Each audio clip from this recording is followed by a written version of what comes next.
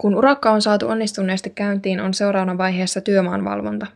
Miten usein sinä valvot työmaata ja mitä kaikkea siellä tarkistat? Rakennustyömaata valvotaan normaalisti useamman kerran viikossa. Valvontakäyntien yhteydessä tarkastetaan suunnitelmien mukainen toteutus sekä piiloon jäävät asennukset. Tässä kyseisessä kohteessa tarkastetaan vesijohtoasennukset sekä märkätilatöiden rakenteiden kunto. Valvontakäyntien yhteydessä tarkastetaan myöskin aikataulullista pysyvyyttä sekä urakan maksuerien maksukelpoisuutta. Jos tarkistuksissa ilmenee poikkeamia, niin miten sinä puutut niihin?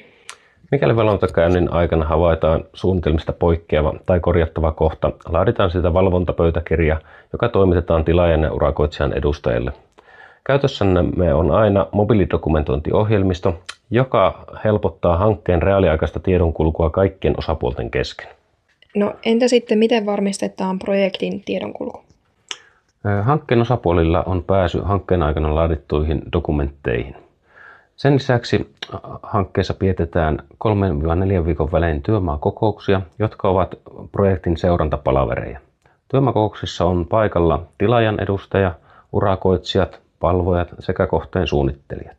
Työmaakokouksissa käydään läpi hankkeen aikataulutus, budjetti sekä muut esillä olevat haasteet. No mikä on Poverian erottautumistekijä tässä valvontavaiheessa? Valvojan ja projektinjohtajan toiminta korostuu hankkeen toteutusvaiheessa. Valvojan tulee olla läsnä työmaalla, olla tavoitettavissa puhelimitse sekä pitää huolellisesti kirjaa työmaalla esille tulevista asioista. Toiminnassa korostuu viestintä tilaajan ja urakoitsijan välillä. Onhan tavoitteemme olla Suomen ymmärrettävin insinööritoimisto.